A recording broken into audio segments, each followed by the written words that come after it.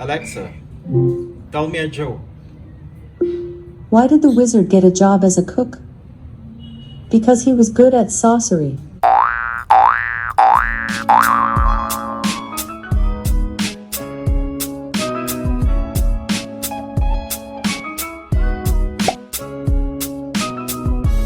Hi guys, we're back with another video. So today we're gonna check out the new Amazon Echo Dot third generation. We got this from Lazada for 2,499 pesos. I will link the store in the description below. Alright, so let's check what's inside the box.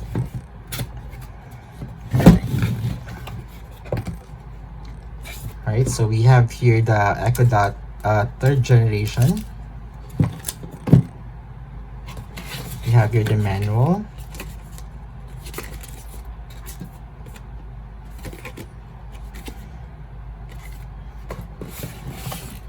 Alright, and I think this is the charger.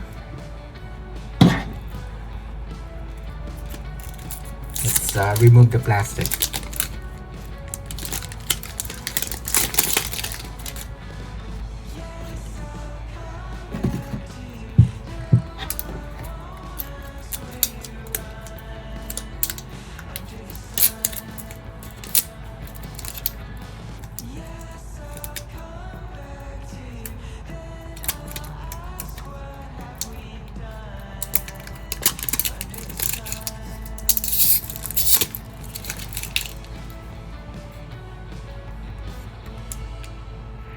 Okay, check na natin yung device.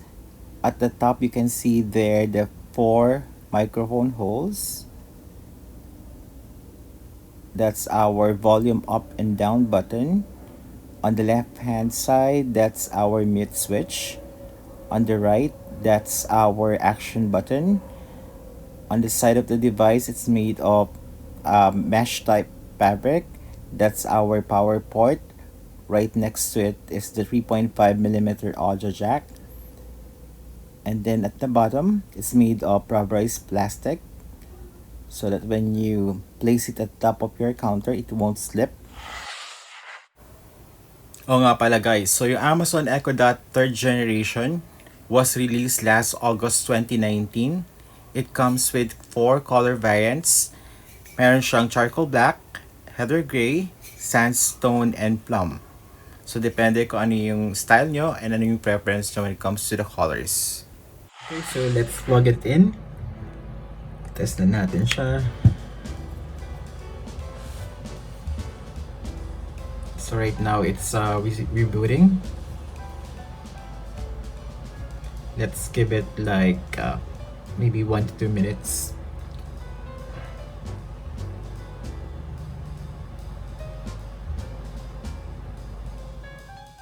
Okay, so right now our device is flashing orange.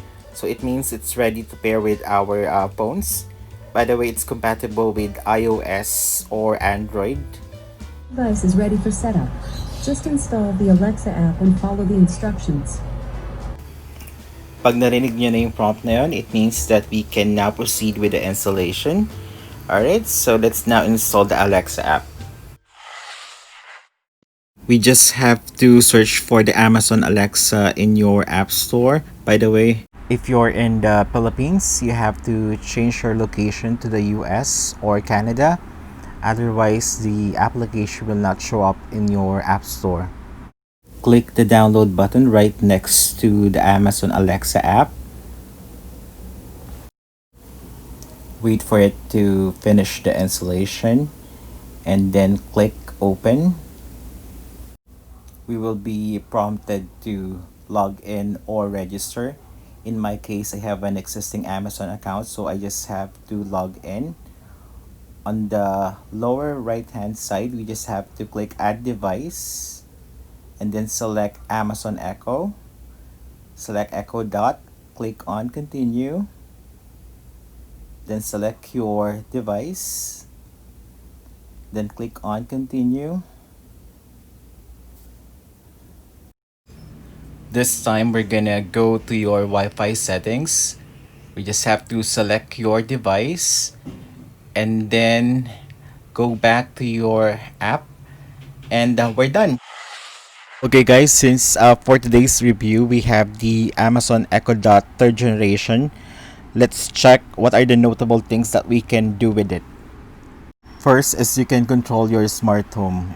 In terms of compatibility with smart speakers, Amazon Alexa can be ranked as one of the most versatile smart speakers because of its compatibility with a lot of smart devices. It covers a wide range of compatible smart home devices like the big brands tulad ng Xiaomi, Philips, Fitbit, Samsung, just to name a few. Second on the list is you can get cooking ideas and tips. So pag tinatamad kayo mag-Google or maghanap ng recipe book, you can just ask Alexa for a certain recipe. So mas madali. Third is you should be able to play music on Spotify or via Bluetooth. Of course, as a smart speaker, you should be able to listen to Spotify or your phone's music via Bluetooth. And the Echo Dot covers you with that. Next on our list is you can play games with the Amazon Echo. So pag sobrang bored na kayo because of the quarantine at wala kayong magawa, you can play games like Song Quiz, Deal or No Deal, Jeopardy, and so much more. Another cool thing that you can do is you can also ask Alexa to wake you up for work, set alarms for the whole week, remind you about your appointments, and if you need to pay your bill on your due date, you can set Alexa to remind you about it. And as time goes by, Alexa keeps on adding more skills. Okay guys, now that we know some of the things that Alexa can do, these are the things na pwede nyong itanong kay Alexa. Tulad na lang nito. What's the weather today? Right now in Pembo, it's 29 degrees Celsius with mostly cloudy skies.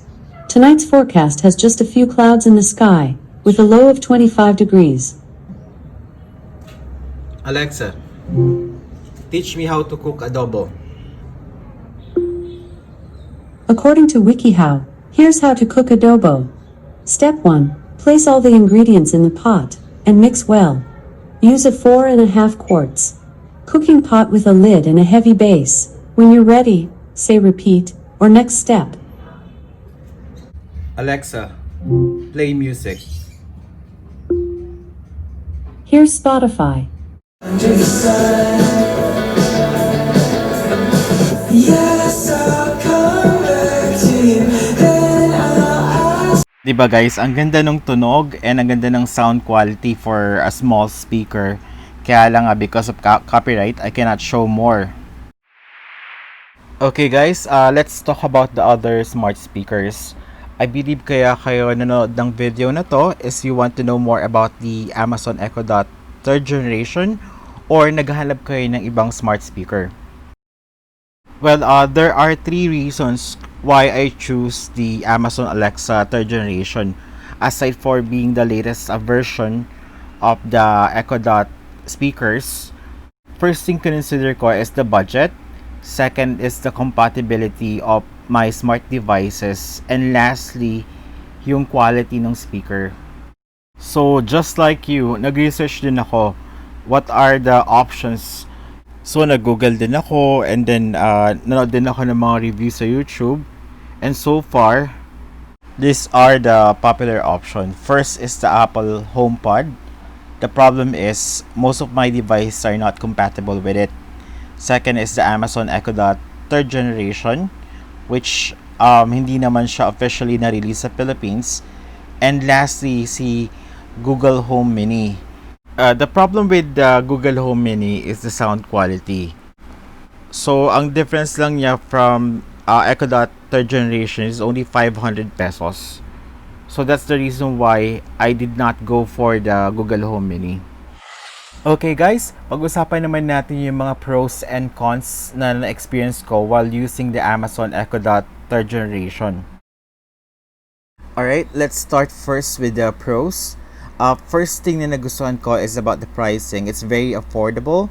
The price range from 2,000 pesos to 2,800 pesos. Depende kung sang store nyo binili and sometimes may mga deals online. Second thing na nagustuhan ko about the Echo Dot third generation is the build quality. when you hold the device, it's like holding a quality product. Though it's made of plastic material, but the build is really good, and mapipil mo talaga yung quality ng materials na ginamit. Third on my list is the great design. It's very futuristic. If you're gonna compare it side by side in terms of design, ang laki ng advantage, and it really looks elegant compared to the Google Home Mini. Next is the smart home devices compatibility. So if you're gonna use it as an integrator to your smart home devices, majority or almost all smart home devices are compatible with the Amazon Echo Dot third generation. Next is the sound quality.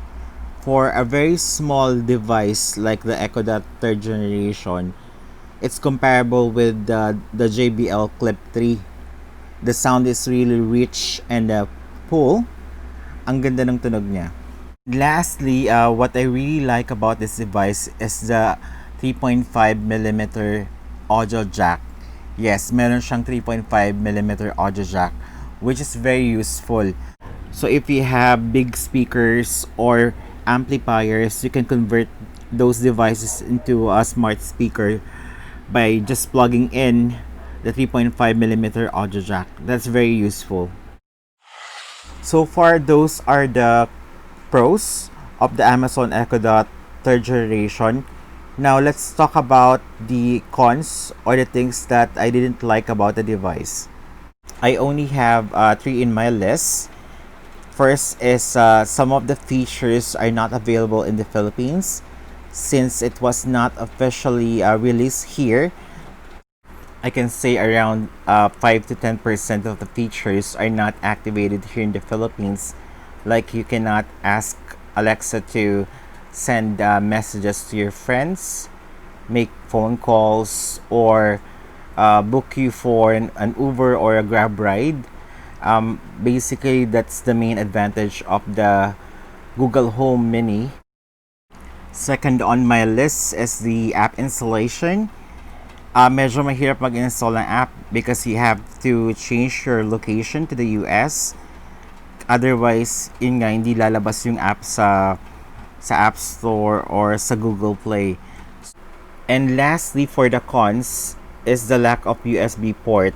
Because with the previous generation of the Echo Dot series, it's using the micro USB connection to power the device. So in the event that you lose the cable, you have to resort in buying a third-party cable, which you're not sure if it's compatible with the device, or you have to buy a new device instead. Alright guys, so after using and testing the device, those are the pros and cons. The big question is it worth it? Definitely, it's a big yes for me. There you have it guys, that's our review and unboxing for the Amazon Echo Dot third generation. Thank you so much for watching. Don't forget to hit the like and subscribe. Until our next video, take care.